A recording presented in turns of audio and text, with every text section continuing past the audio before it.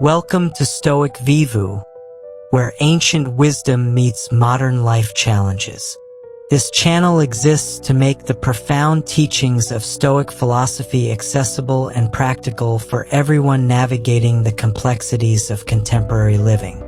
Whether you're dealing with stress, relationships, career pressures, or personal struggles, Stoicism offers time-tested tools that have guided people through difficulties for over 2,000 years. Today, we're addressing one of the most challenging battles many of us face: the fight against behaviors and substances that have gained control over our lives. If you've ever felt powerless against something you know isn't good for you, if you've ever promised yourself never again, only to find yourself back in the same destructive pattern, you're not alone in this struggle. The question we're exploring today is both ancient and urgently modern. How can the wisdom of Stoic philosophers who lived over 2 millennia ago help you break free from addiction and build lasting sobriety? The answer lies in understanding that the human condition hasn't changed as much as we might think. The same desires, fears, and weaknesses that challenged people in ancient Rome still challenge us today, just in different forms. Marcus Aurelius ruled the Roman Empire at its height, yet he struggled with his own human frailties and wrote extensively about the daily work required to maintain self-discipline. Seneca was one of Rome's wealthiest men, yet he understood that external success means nothing if you're enslaved to your desires. Epictetus lived as a slave before becoming a teacher, giving him unique insight into what true freedom actually means. These 3 Stoic masters developed practical daily practices that helped them maintain control over their minds, their choices, and their actions. They discovered that real power isn't about controlling other people or external circumstances. Real power is about mastering yourself, your responses, and your daily habits. Getting sober and staying sober isn't just about willpower or finding the right treatment program, though these elements certainly matter. At its core, sobriety is about reclaiming your personal power and learning to be the master of your own life rather than the slave of your impulses. This is precisely what Stoicism teaches us how to do. Throughout this video, you'll discover specific daily practices that have helped people maintain sobriety for centuries. These aren't abstract philosophical concepts, but concrete tools you can start using immediately. You'll learn how to recognize your triggers before they overwhelm you, how to find strength through helping others, and how to focus your energy only on what you can actually control. The path to lasting freedom begins with understanding that you already possess everything you need to change your life. The ancient Stoics knew this truth, and today you're going to learn how to apply their wisdom to your modern struggle for sobriety and lasting personal freedom. 1. Why everyone struggles with something they can't control. You're scrolling through your phone at 2 a.m., knowing you should put it down and sleep, but your thumb keeps swiping. The blue light burns your tired eyes, yet you can't seem to stop. Sound familiar? Or maybe it's that 3rd cup of coffee when you promised yourself you'd cut back. Or reaching for a cigarette during your lunch break despite swearing you'd quit last week. Perhaps it's something stronger, something that's been calling your name more and more frequently, promising relief from the stress that seems to pile up endlessly in your modern life. The Roman philosopher Seneca understood this struggle intimately when he observed something profound about the human condition. He said, "Show me someone who isn't a slave." At first glance, this might seem like an exaggeration from a man who lived in an empire built on actual slavery. But Seneca was pointing to a deeper truth about human nature that remains just as relevant in our contemporary world as it was 2,000 years ago. This person is enslaved to ambition, Seneca continued. This one to their lover, this one to wine, and this one to fear. He recognized that even the most powerful, wealthy, and seemingly free people in Roman society were bound by invisible chains to something they couldn't fully control. The emperor might command legions, but he couldn't command his own cravings. The wealthy merchant might own vast properties, but he was owned by his need for more wealth. The celebrated general might conquer nations, but he was conquered by his ego's demands for recognition. This ancient insight reveals why addiction and compulsive behavior are such universal human experiences. We like to think that addiction is something that happens to other people, those with weak willpower or unfortunate circumstances. But the truth is that every single person struggles with some form of dependency or compulsive behavior. The only difference is the substance or behavior that has gained power over us and the degree to which we've lost control. Consider your own daily routine with fresh eyes. You wake up and immediately reach for your phone before your feet even hit the floor. Your morning doesn't truly begin until you've had that first cup of coffee. You check your email compulsively throughout the day, even when you know there's nothing urgent waiting. You scroll social media during every quiet moment, comparing your life to carefully curated highlights of others' lives. You binge-watch Netflix series until well past your intended bedtime, promising yourself just one more episode repeatedly. These behaviors might seem harmless compared to substance abuse, but the underlying mechanism is identical. Something external has gained the power to dictate your choices and actions. You've given away a piece of your personal autonomy to a substance, activity, or pattern of behavior. This is what Seneca meant by slavery, and it's what makes his ancient observation so powerfully relevant to our modern struggles with addiction and sobriety. The progression from habit to dependency to full-blown addiction follows a predictable path. At first, you use something because it provides pleasure, relief, or some other benefit. You feel in control because you can choose when and how much to indulge. But gradually, the thing you once controlled begins to control you. The pleasure diminishes while the need increases. What once enhanced your life starts to diminish it. What once felt like freedom becomes a prison of compulsion. Epictetus, who actually experienced physical slavery before becoming one of history's greatest teachers of freedom, understood this dynamic from both sides.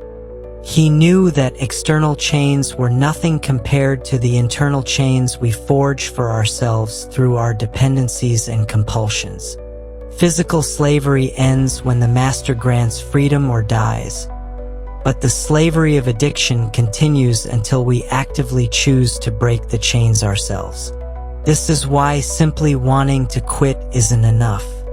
Willpower alone rarely succeeds because addiction fundamentally changes how our brains process reward and decision-making. The substance or behavior creates neural pathways that make the compulsive choice feel like the only reasonable option, even when our rational mind knows better.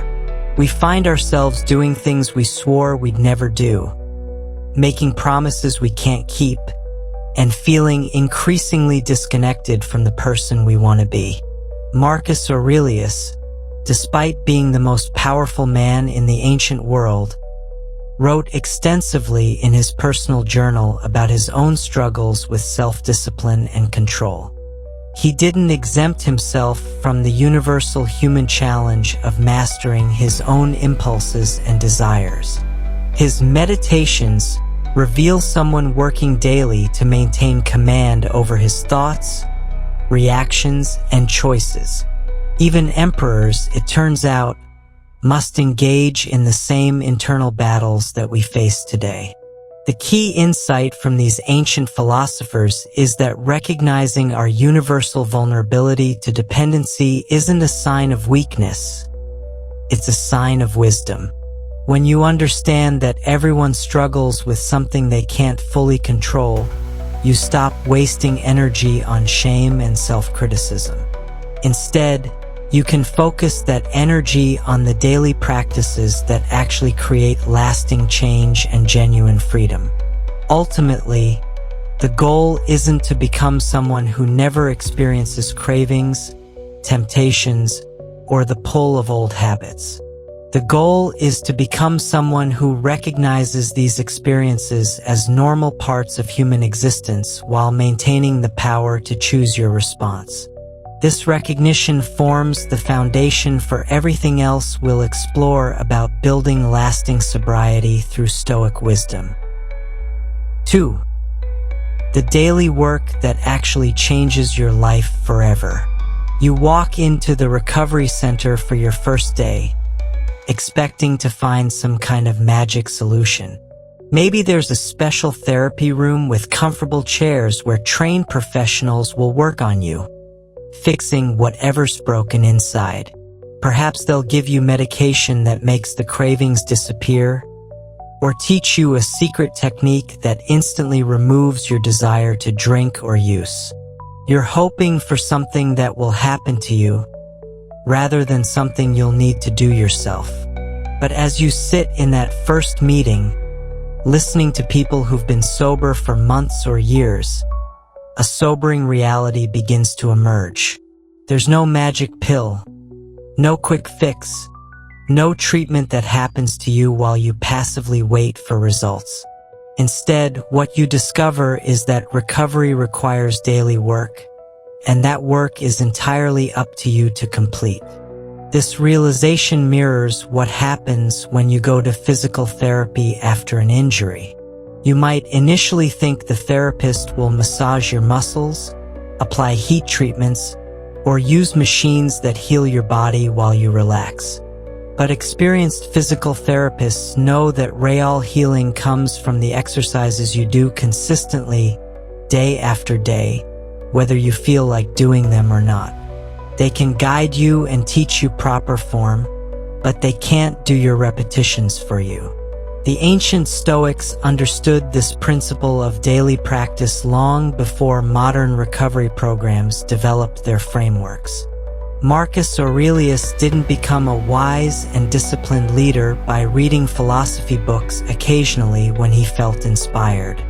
Instead, he developed a rigorous daily practice of self-examination, reflection, and mental training that he maintained throughout his life, even while managing the enormous responsibilities of ruling an empire.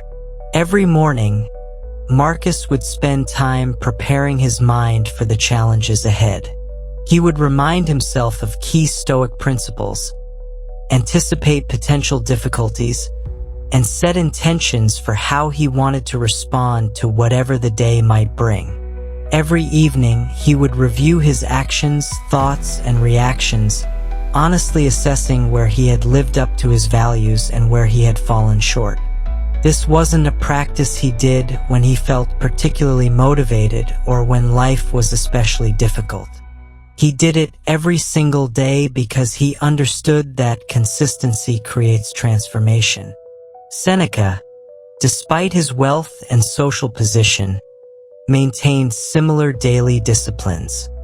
He would regularly practice voluntary discomfort, deliberately exposing himself to cold, hunger, or simple living conditions. This wasn't masochistic self-punishment, but rather training that strengthened his ability to maintain equanimity regardless of external circumstances. He knew that if he only practiced self-discipline when it was convenient, he wouldn't have access to that strength when life became genuinely challenging. The parallel between ancient Stoic practice and modern recovery work is striking and intentional. In recovery circles, there's a saying that captures this perfectly: "It works if you work it." The program, whether it's the 12 steps, cognitive behavioral therapy, or any other evidence-based approach, only succeeds when you consistently engage in the daily practices it prescribes. Skip the work and you lose the benefits. Maintain the work and you maintain your sobriety. This daily work isn't glamorous or exciting.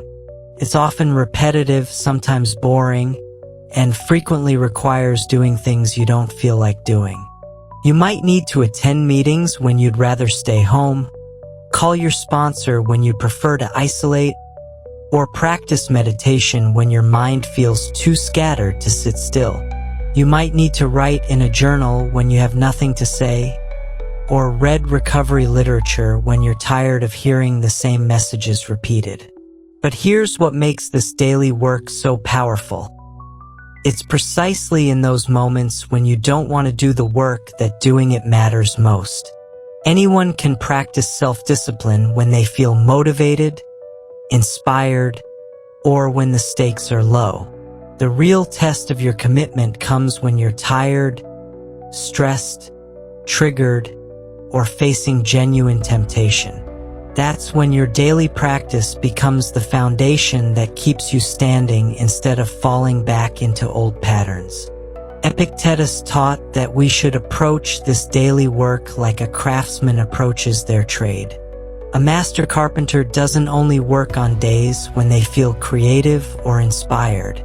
They show up to their workshop consistently, practicing their skills, maintaining their tools, and steadily improving their craft through repetition and attention to detail.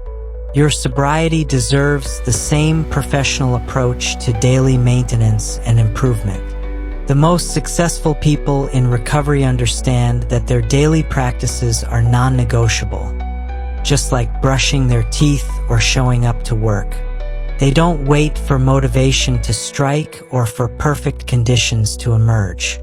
They do the work whether they feel like it or not, whether it's convenient or not, whether they can see immediate results or not.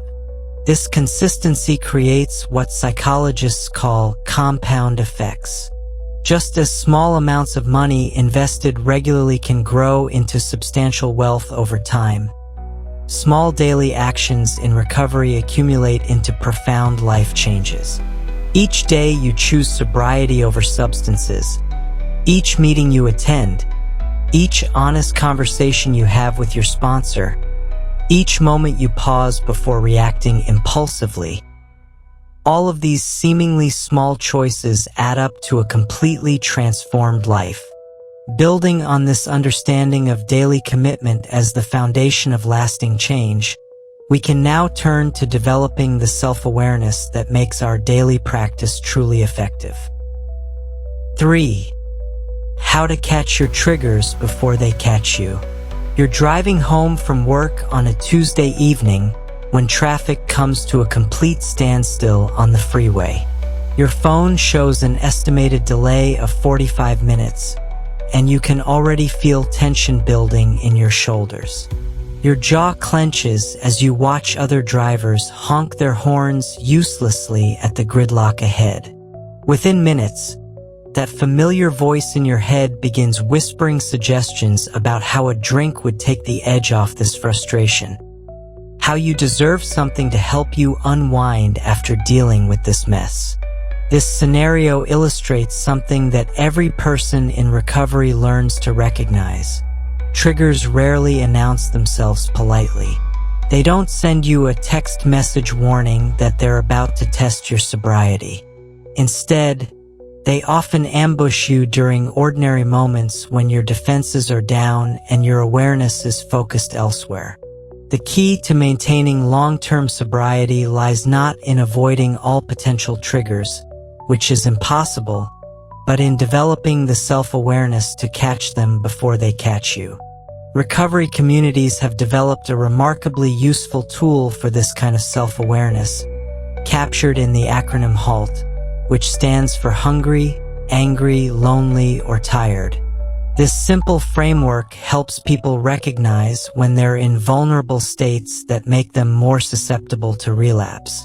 The wisdom behind HALT is that our brains make different decisions when our basic physical and emotional needs aren't being met. When you're operating from a deficit in any of these areas, your capacity for good judgment and self-discipline becomes significantly compromised. Marcus Aurelius understood this principle of self-monitoring and wrote extensively about the importance of examining your mental state throughout the day.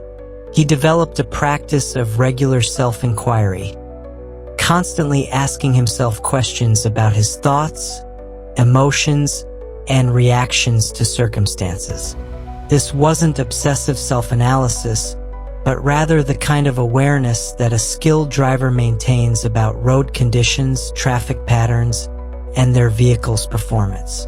Just as defensive driving prevents accidents, defensive sobriety prevents relapses. Consider how each element of HALT operates in your daily life. When you're physically hungry, your blood sugar drops, which directly affects your brain's ability to make rational decisions. Research has consistently shown that judges hand down harsher sentences right before lunch when they're hungry, and that people are more likely to make impulsive purchases when they haven't eaten recently. If hunger can influence judges and consumers, imagine how it affects someone trying to resist the pull of addictive substances or behaviors. Anger creates its own set of vulnerabilities. You're stuck in that traffic jam, feeling your frustration mount with each passing minute. Your brain begins producing stress hormones that cloud your judgment and make immediate relief seem more attractive than long-term goals. In this state, the part of your brain responsible for impulse control is literally being overpowered by older, more primitive brain systems designed for fight-or-flight responses. This is why angry people often do things they later regret, and why anger is such a dangerous trigger for people in recovery. Loneliness might be the most insidious trigger of all because it often masquerades as other feelings. You might think you're just bored, restless, or looking for something to do, when what you're actually experiencing is a deep need for human connection. Substances and addictive behaviors often serve as poor substitutes for genuine intimacy and community. When you're feeling isolated, your brain craves connection, and if healthy connection isn't available, it might accept the artificial connection that comes from your drug of choice. Tiredness affects everything else. When you're exhausted, you're more likely to skip meals and become hungry, more likely to lose patience and become angry, and more likely to withdraw from social connections and become lonely. Sleep deprivation also directly impairs the prefrontal cortex, the part of your brain responsible for executive functions like planning, decision-making, and impulse control. Essentially, being tired makes you temporarily less intelligent and less capable of making good choices. Seneca taught that philosophy doesn't eliminate natural human feelings and needs, but rather helps us understand and work with them more skillfully. He recognized that even the wisest person will experience hunger, anger, loneliness, and fatigue. The difference lies not in avoiding these states entirely, but in recognizing them quickly and responding to them appropriately before they lead to poor decisions. The practice of catching your triggers before they catch you requires developing what psychologists call metacognition, the ability to think about your thinking. This means regularly checking in with yourself throughout the day, asking questions like, how am I feeling physically right now? What emotions am I experiencing? When did I last eat a proper meal? How much sleep did I get last night? Am I feeling connected to the important people in my life? These questions might seem simple, but they're remarkably powerful when practiced consistently. They create a buffer between your immediate experience and your behavioral choices. Instead of automatically reacting to difficult feelings or physical discomfort by reaching for your substance of choice, you create space to identify what you actually need and find healthier ways to meet that need. This self-awareness becomes even more crucial when multiple halt factors combine. Imagine you're hungry because you skipped lunch, tired because you stayed up late binge-watching television, angry because of a conflict with your boss, and lonely because you've been isolating from friends. In this state, you're essentially defenseless against triggers. Your brain is operating in survival mode, and long-term goals like sobriety feel abstract and irrelevant compared to immediate relief. With this foundation of self-awareness firmly established, we can now explore how turning your attention outward to serve others provides one of the most powerful antidotes to the inward spiral of addiction. 4. Why helping others is the secret to healing yourself. You're sitting in your sponsor's living room on a Saturday morning, 3 months into your sobriety journey, when they suggest something that seems completely backward. I want you to start volunteering at the treatment center downtown. They say, there's a newcomer meeting every Tuesday night, and they need someone to help set up chairs and make coffee. Your first reaction is resistance. You're barely keeping your own recovery together, struggling daily with cravings and the emotional upheaval that comes with early sobriety. How could you possibly help someone else when you feel like you need all the help you can get? This counterintuitive approach to healing through service puzzles many people new to recovery, but it represents one of the most profound insights in both modern addiction treatment and ancient Stoic philosophy. The idea that we heal ourselves by helping others seems to violate basic logic.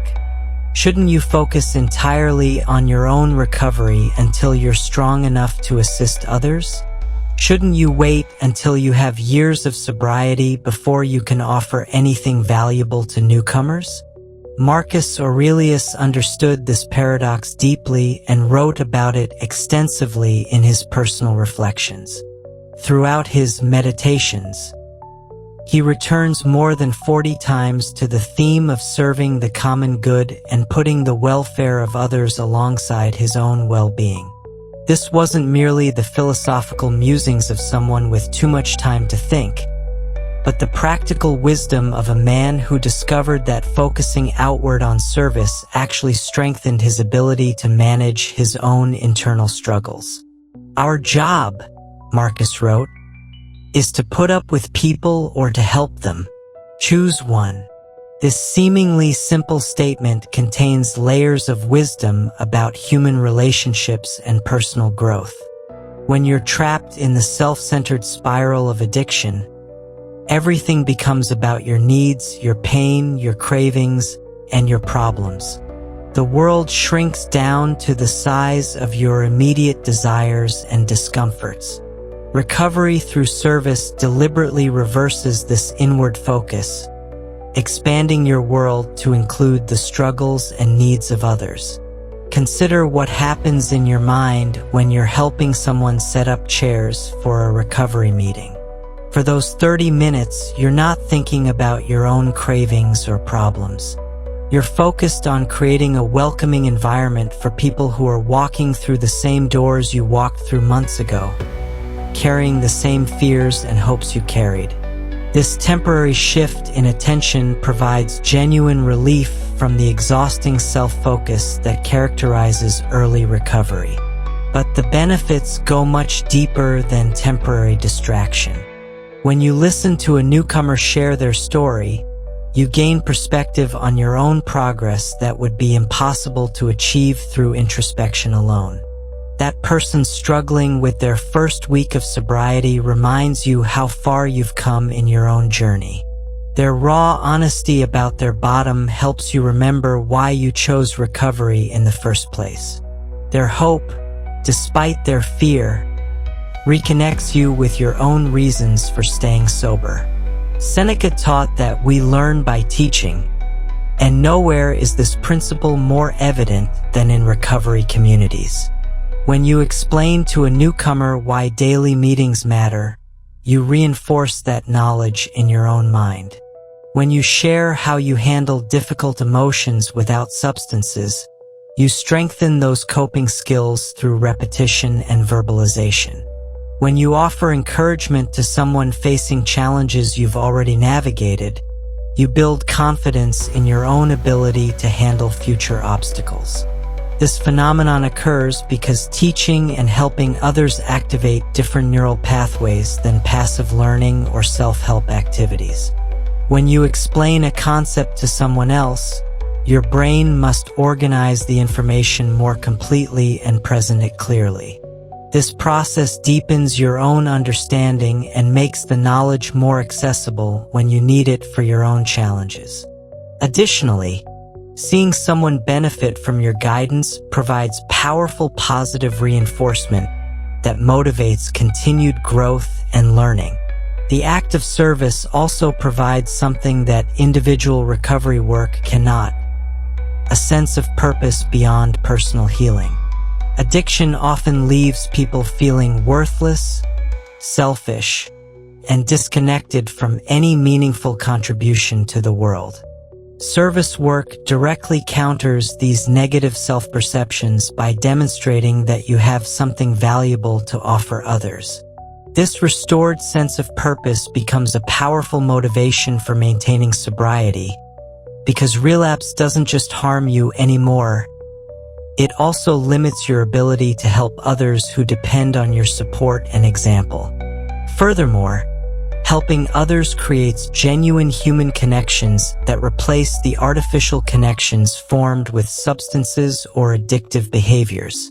When you sponsor someone in recovery, volunteer at a treatment center, or simply offer encouragement to a struggling friend, you're building real relationships based on mutual support and shared growth. These connections provide the sense of belonging and community that addiction often destroys, creating a social foundation that supports long-term sobriety. Marcus Aurelius discovered that serving others also provides a healthy outlet for the natural human desire to feel needed and important. Instead of seeking significance through achievement, possessions, or substances, service allows you to matter in someone else's life in genuinely helpful ways. This satisfies deeper psychological needs while contributing to your own healing process. The beautiful paradox of recovery through service is that the more you give away, the more you receive. The time you spend helping others strengthens your own recovery. The wisdom you share deepens your own understanding. The hope you offer to newcomers reinforces your own commitment to sobriety. Having established this outward focus as a cornerstone of sustainable recovery, we can now explore how to find the right balance in all areas of life. 5. Find the right amount of everything in your life. You're at your company's holiday party, standing near the bar with a glass of sparkling water in your hand, watching your coworkers enjoy their drinks. Your boss approaches with a friendly smile and says, "Come on, it's the holidays. Just one drink won't hurt." You've been so stressed with the quarterly reports. Everyone around you is laughing, relaxing, and seemingly having a great time with their cocktails and wine glasses. In this moment, you face a question that goes to the heart of recovery. How do you find the right amount when the right amount for you might be different from what works for everyone else? This scenario illustrates one of the most challenging aspects of maintaining sobriety in a culture that often equates moderation with a little bit of everything. For many people, moderate drinking works perfectly fine. They can have a glass of wine with dinner, a beer while watching the game, or a cocktail at social events without any negative consequences. But for someone in recovery, moderation in alcohol consumption isn't moderation at all. It's the first step back toward the very problem they've worked so hard to escape. The ancient Stoics understood this principle of finding the right amount, which they called temperance, as one of the 4 cardinal virtues alongside wisdom, justice, and courage. However, their approach to temperance was far more nuanced than simple moderation in all things. Seneca, Marcus Aurelius, and Epictetus recognized that temperance sometimes means complete abstinence from certain substances or behaviors, while other times it means finding a balanced middle path. Seneca himself practiced what he called voluntary poverty, periodically living on very simple food and basic accommodations despite his tremendous wealth.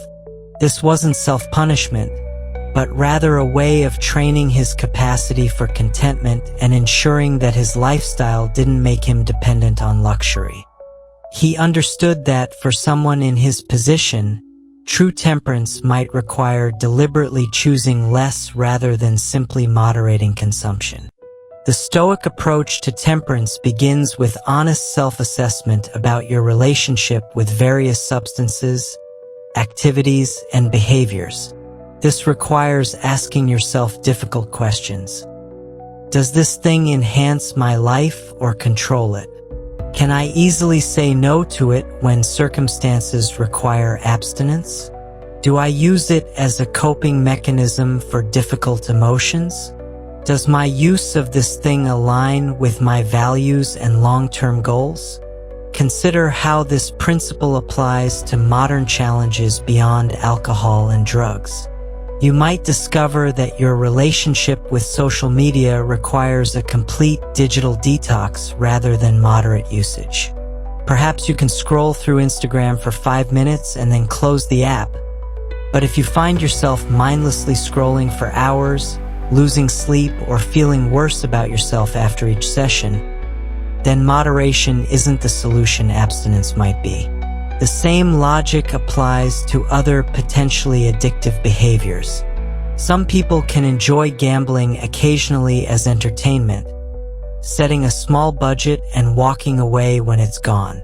But if you're someone who gets caught up in the excitement, chases losses, or thinks about gambling when you're not doing it, then your right amount is 0 regardless of what works for other people.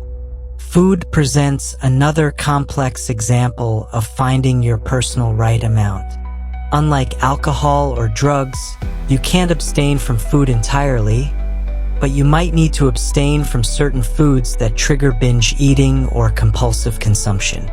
Your temperance might mean avoiding ice cream completely because you've learned that one scoop inevitably leads to eating the entire container, while someone else can perfectly well enjoy a small serving and feel satisfied. Marcus Aurelius wrote extensively about pleasure and its proper place in a well-lived life.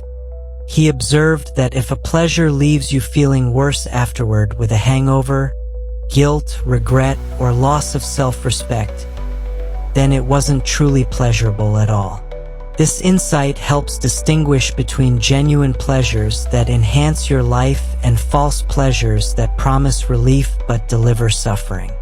The ancient philosopher understood that many of the things we consider pleasurable are actually forms of subtle slavery. He looked at wealthy Romans who couldn't enjoy a meal without expensive wine, who needed constant entertainment to feel content, or who required luxurious surroundings to feel comfortable.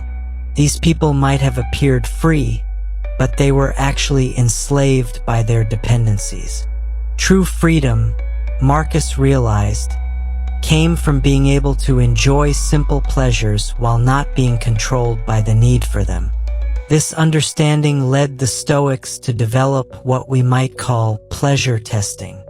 Before indulging in anything potentially problematic, they would ask themselves, am I choosing this because it will genuinely enhance my life, or am I choosing it because I feel compelled to do so? Can I enjoy this without needing more of it? Will I feel better or worse about myself tomorrow if I indulge today? The Stoics also recognized that temperance requires understanding your personal vulnerabilities and designing your environment accordingly. This might mean not keeping certain substances in your house, avoiding specific social situations during early recovery, or establishing clear boundaries with people who don't respect your commitment to sobriety. This isn't weakness or antisocial behavior. It's intelligent self-management based on honest self-knowledge. Epictetus, who knew slavery intimately, taught that we become enslaved to anything we cannot do without. This doesn't mean we should avoid all dependencies. We depend on food, water, shelter, and human connection to survive and thrive. But it does mean we should be very careful about which dependencies we allow into our lives, especially those that don't serve our long-term well-being. Finding your right amount also means recognizing that your needs might change over time. Someone with years of sobriety might be able to attend social events where alcohol is served without feeling triggered, while someone with only a few months of recovery might need to avoid such situations entirely. Your temperance practice should adapt to your current level of strength and stability, not some idealized version of who you think you should be. The beautiful paradox of Stoic temperance is that by accepting limitations in some areas, you create genuine freedom in others. When you're not spending energy managing your relationship with substances or behaviors that have power over you, you free up tremendous mental and emotional resources for pursuing goals that actually matter to you. The person who can't moderate their drinking but chooses abstinence isn't missing out on life. They're gaining access to a fuller, more authentic version of themselves.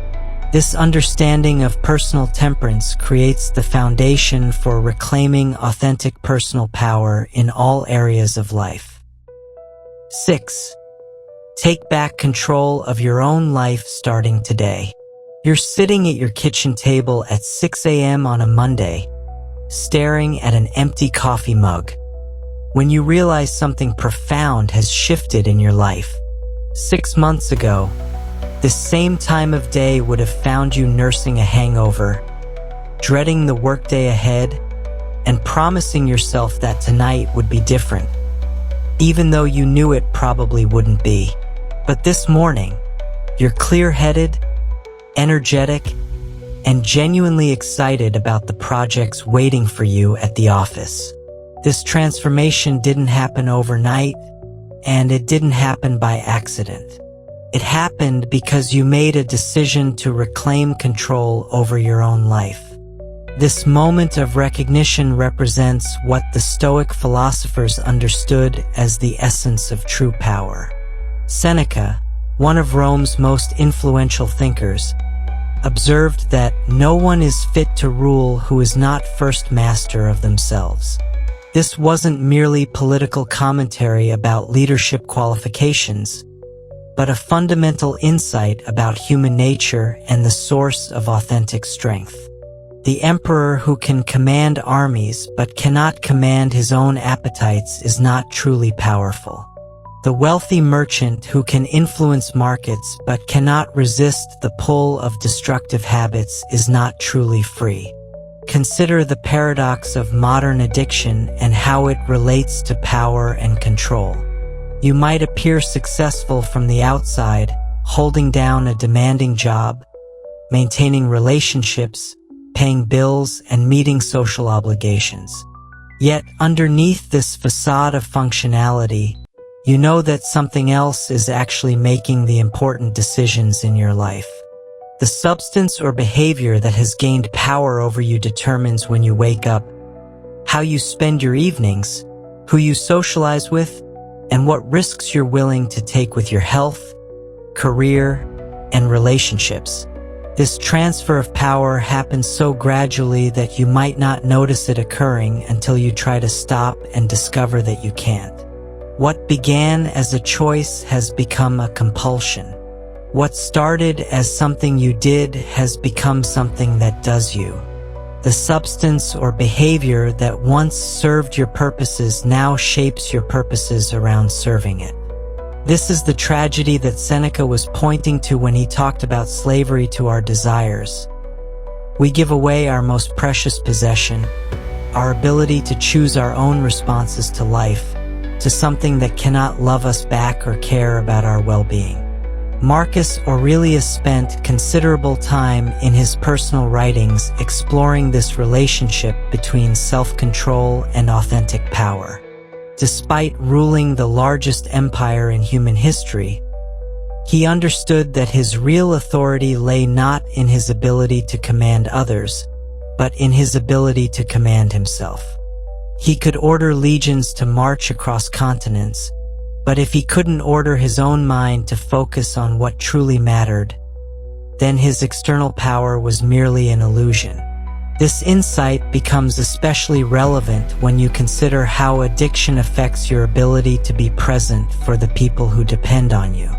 When you're controlled by substances or compulsive behaviors, you're not really available to your children, your spouse, your friends, or your colleagues, even when you're physically present. Part of your attention is always occupied by managing your relationship with your addiction, planning when you'll use, hiding evidence of your use, recovering from your use, or promising yourself you'll stop using. The process of taking back control begins with recognizing exactly what you've given up and to whom or what you've given it. This requires brutal honesty about the gap between who you want to be and who you actually are when you're under the influence of your addiction. You might want to be a patient parent, but alcohol makes you irritable and unpredictable.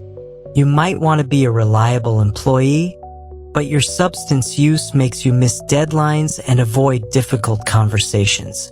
You might want to be a trustworthy friend, but your addiction makes you cancel plans and break promises. Epictetus taught that the first step toward freedom is recognizing the nature of your chains.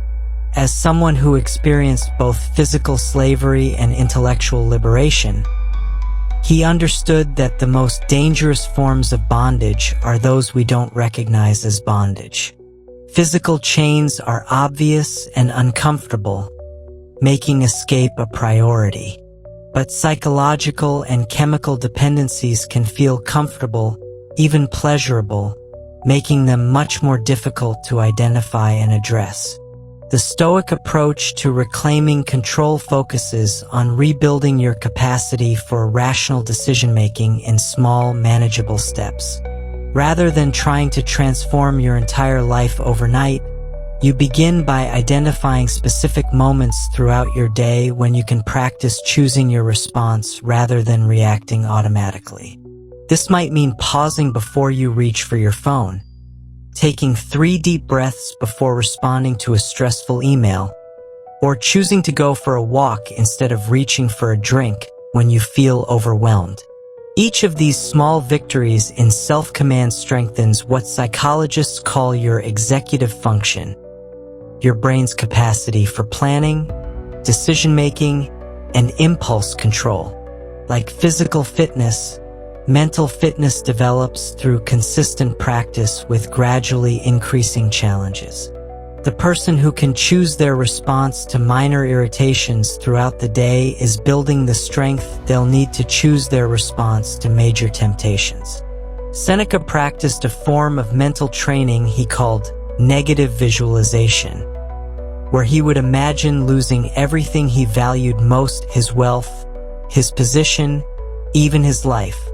This wasn't pessimistic thinking, but rather preparation that strengthened his capacity to maintain equanimity regardless of external circumstances.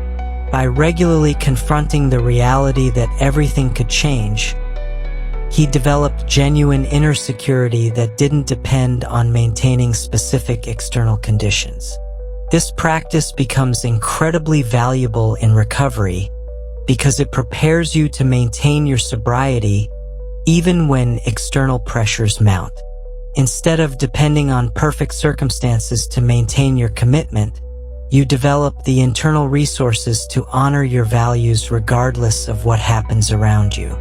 In essence, taking back control means becoming the kind of person who makes decisions based on their values and long-term goals rather than immediate impulses and external pressures.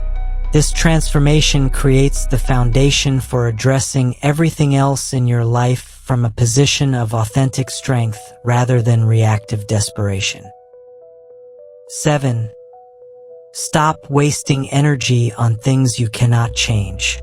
You're lying in bed at 2 a.m., staring at the ceiling, replaying an argument you had with your brother about your decision to get sober. He thinks you're being dramatic, that you could just learn to drink like a normal person if you really wanted to. Your mind races through all the things you wish you had said differently, all the ways you could convince him that your choice makes sense, all the strategies you might use tomorrow to change his mind about your recovery journey. Meanwhile, sleep eludes you, and tomorrow you'll be exhausted at work, increasing your vulnerability to the very triggers you're trying to manage. This scenario perfectly illustrates one of the most energy-draining mistakes people make during recovery: spending precious mental and emotional resources trying to control things that lie completely outside their influence. Your brother's opinions about your sobriety, your coworkers' drinking habits, your family's understanding of addiction, society's attitudes toward recovery, none of these things fall within your circle of control, yet they can consume enormous amounts of your attention if you let them.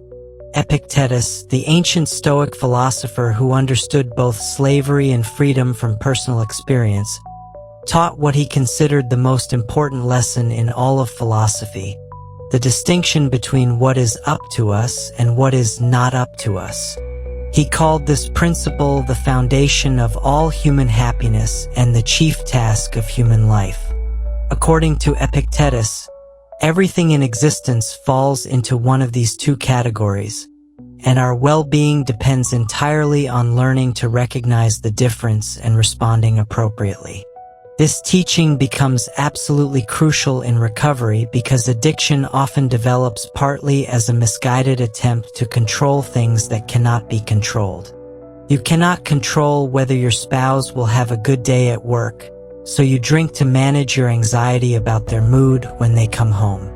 You cannot control whether your adult children will make good decisions, so you use substances to numb your worry about their choices. You cannot control economic uncertainty, political developments, or global events, so you turn to compulsive behaviors to create a false sense of security and control. Understanding what actually falls within your control requires careful examination, because the list is much shorter than most people initially realize.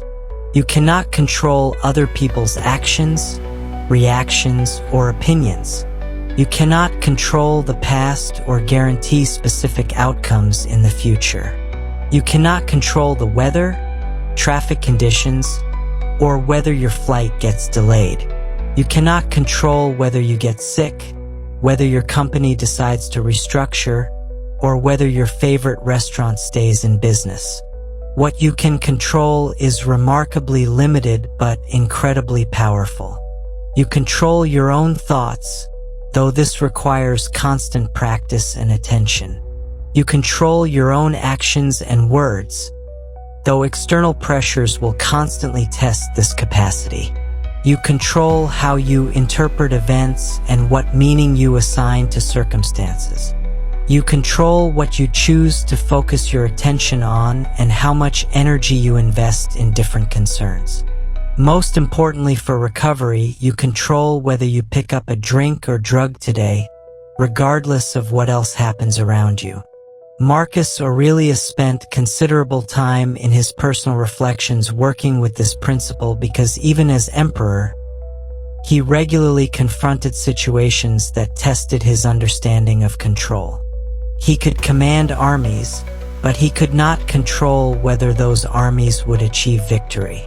He could create laws, but he could not control whether people would choose to follow them. He could make decisions based on the best available information, but he could not control whether those decisions would produce the intended results. This uncertainty initially frustrated Marcus, as it frustrates most people who are accustomed to believing they have more control than they actually possess. But gradually, he discovered that focusing exclusively on his own choices and responses actually increased his effectiveness in all areas of life. When he stopped wasting energy trying to control outcomes, he had more energy available for making good decisions. When he stopped worrying about other people's reactions, he could act more authentically according to his own values. The same principle applies powerfully to recovery situations. When you stop trying to control whether your drinking buddies will support your sobriety, you can focus that energy on building new, supportive relationships. When you stop trying to control your family's understanding of your addiction, you can focus on working your own program consistently. When you stop trying to control whether other people approve of your recovery choices, you can focus on making choices that align with your long-term well-being. This shift in focus also transforms how you experience setbacks and challenges. Instead of asking, "Why is this happening to me?" or "How can I make this situation different?" you begin asking, "How can I respond to this situation in a way that supports my recovery and reflects my values?" This change in questioning moves you from a victim mentality to an empowered response, from an external focus to internal strength. The Serenity Prayer, widely used in recovery communities, directly reflects this Stoic wisdom. Grant me the serenity to accept the things I cannot change, the courage to change the things I can, and the wisdom to know the difference. This prayer encapsulates thousands of years of philosophical insight about human agency and the source of genuine peace. Practicing this principle requires constant vigilance because your brain will repeatedly try to solve problems that cannot be solved through your individual efforts. You will catch yourself planning conversations to change someone's mind, strategizing ways to control outcomes, or worrying about events that may never happen. Each time you notice this mental activity, you have an opportunity to redirect that energy towards something you actually can influence. Consequently, this disciplined focus on your sphere of control creates the mental clarity and emotional resilience necessary for navigating the inevitable setbacks that occur in any recovery journey. 8. How to bounce back stronger after every setback. You wake up on a Sunday morning with that familiar taste in your mouth and a sinking feeling in your stomach that has nothing to do with physical hangover symptoms. Yesterday marked 6 months of sobriety for you, a milestone you had been eagerly anticipating. You had planned to celebrate with a meeting, dinner with your sponsor, and a quiet evening reflecting on your progress. Instead, you spent the evening at a bar, and now your sobriety counter has reset to 0. The shame feels overwhelming, and a voice in your head whispers that you've proven you're not strong enough for recovery, that you should just give up trying. This moment represents one of the most critical junctures in any recovery journey, and how you respond to it will largely determine whether this setback becomes a temporary detour or a permanent derailment. The ancient Stoic philosophers understood that setbacks, failures, and disappointments are not aberrations in human life, but inevitable features of the human experience. More importantly, they discovered that our response to these setbacks often matters more than the setbacks themselves. Marcus Aurelius, despite being one of history's most powerful leaders, wrote extensively about failure and the importance of resilience. In his personal journal, he reminded himself repeatedly that falling short of his ideals was not a sign of weakness but a sign of being human. He understood that the goal was never to achieve perfection, but rather to develop the capacity to return to his principles and practices after each inevitable stumble. The concept of resilience in Stoic philosophy differs significantly from modern self-help approaches that often promise to eliminate setbacks entirely.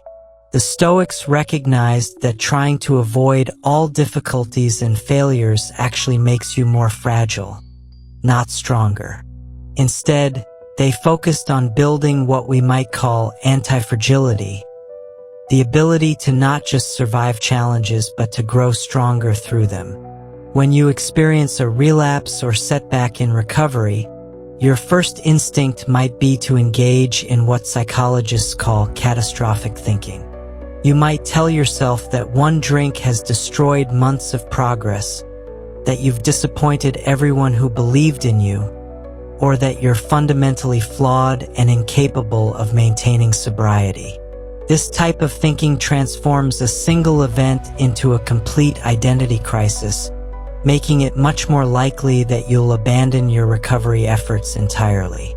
Marcus Aurelius taught a different approach to setbacks that begins with radical acceptance of what has already occurred. He wrote, "You have power over your mind, not outside events. Realize this, and you will find strength." This doesn't mean you should be happy about your relapse or minimize its significance. Rather, it means you should focus your energy on your response to the relapse rather than wasting energy on self-recrimination about something that cannot be changed. The first step in bouncing back from any setback involves what the Stoics called returning to the rhythm. This phrase captures the idea that recovery is not a straight line of continuous progress, but rather a practice that you return to repeatedly throughout your life. Just as a musician who hits a wrong note doesn't stop playing the entire piece, a person in recovery who experiences a setback doesn't need to abandon their entire recovery program. Returning to the rhythm means immediately re-engaging with the practices and routines that support your sobriety. This might mean calling your sponsor, attending a meeting that same day, or simply getting back to your daily meditation practice. The key is to avoid the temptation to wait until you feel ready or until you've sufficiently punished yourself for the relapse. The longer you wait to re-engage with recovery practices, the harder it becomes to regain momentum. Epictetus taught that every setback contains valuable information if you're willing to examine it honestly. Rather than simply feeling ashamed about your relapse, you can treat it as data about your recovery program and personal vulnerability patterns. What circumstances led up to the relapse? Were you neglecting certain practices? Had you become overconfident and stopped attending meetings regularly? Were you dealing with unaddressed emotional issues that made you vulnerable to old coping mechanisms? This analytical approach to setbacks transforms them from sources of shame into sources of wisdom. You begin to see patterns in your behavior that you can address proactively in the future. Perhaps you notice that you're more vulnerable to relapse during certain seasons, after specific types of stress, or when you're physically run down. This information becomes extremely valuable for strengthening your recovery program. The Stoic concept of obstacle as path suggests that the things that seem to block your progress actually become the means of your progress when approached correctly. Your relapse, while painful, can provide insights into your recovery that you couldn't have gained any other way. It can deepen your humility, strengthen your commitment to daily practices, and increase your compassion for others who are struggling. Marcus Aurelius also understood that shame and self-criticism actually interfere with learning and growth. When you're consumed with judging yourself for past mistakes, you have less mental energy available for making better choices in the present moment. The Stoic approach involves acknowledging your mistakes honestly without adding layers of emotional drama that don't serve your recovery.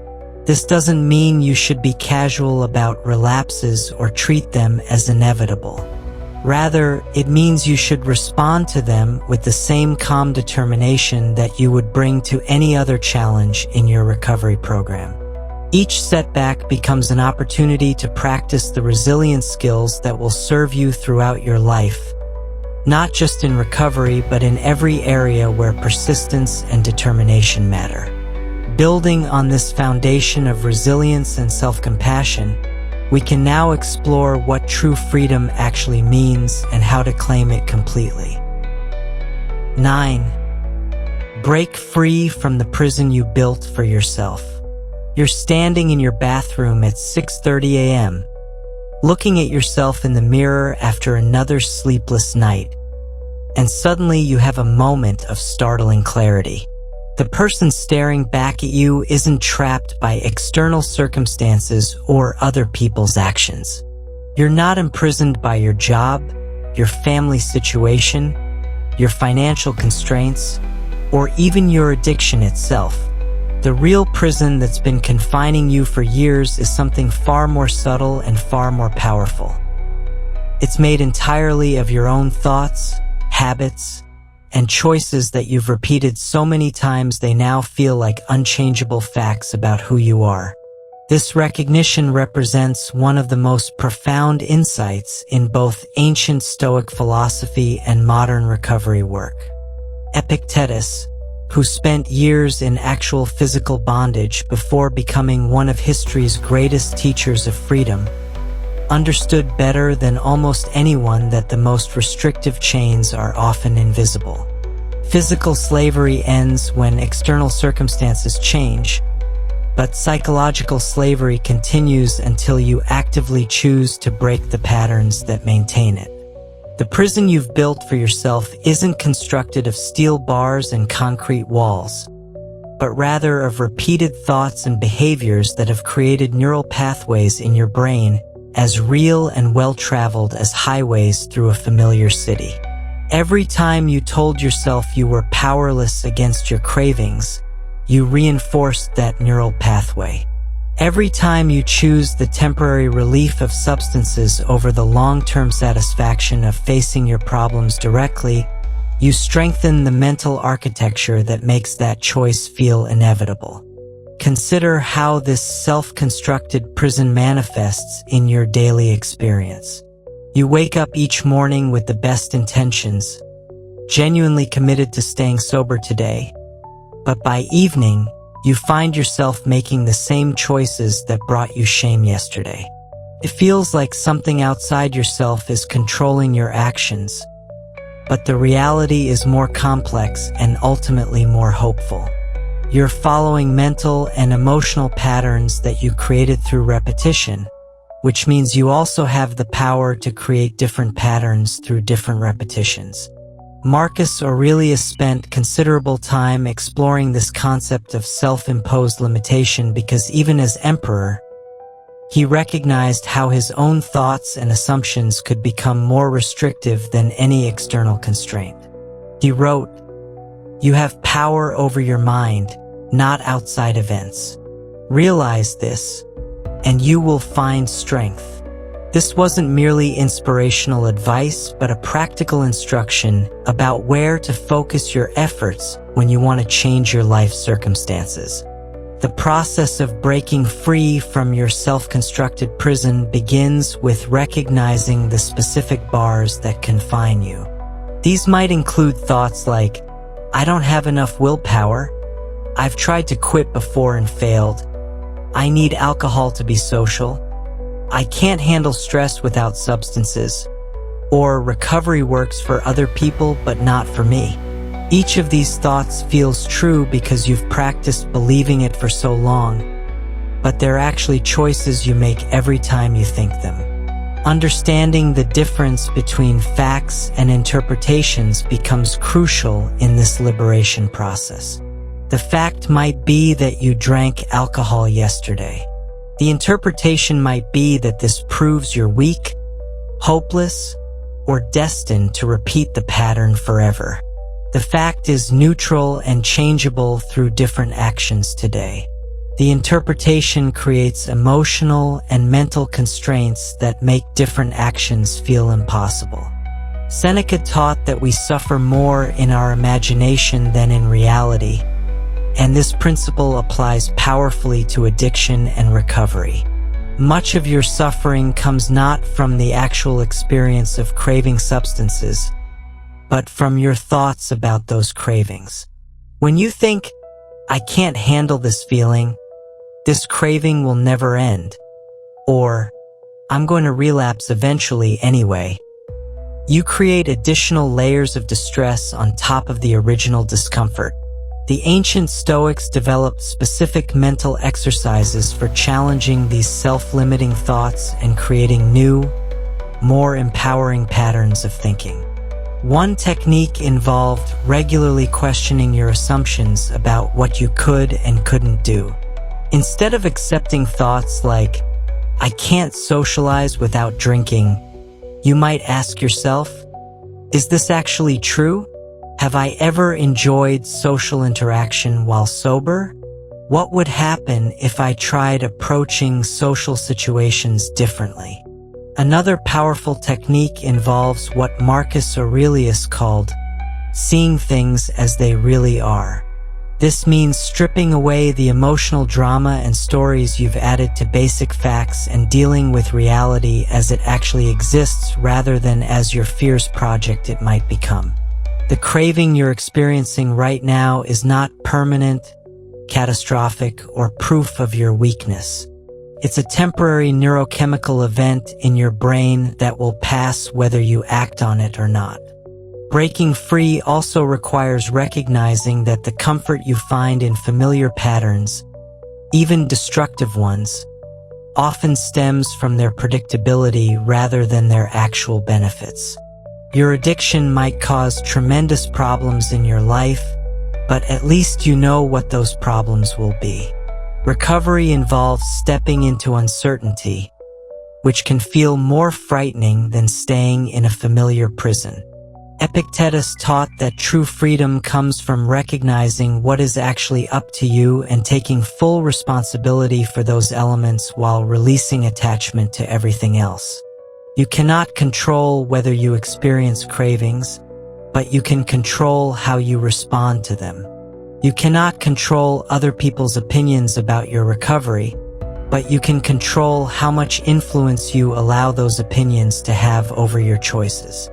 This transformation from prisoner to free person happens gradually through countless small decisions to choose differently than you have before. Each time you pause before reacting automatically, each time you question a limiting belief, each time you choose long-term well-being over immediate comfort, you weaken the prison walls and strengthen your capacity for genuine freedom. Now is your daily path to lasting freedom.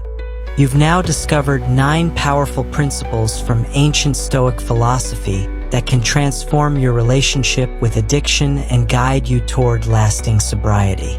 These aren't abstract concepts meant for academic study, but practical tools forged by real people who faced real challenges over 2,000 years ago.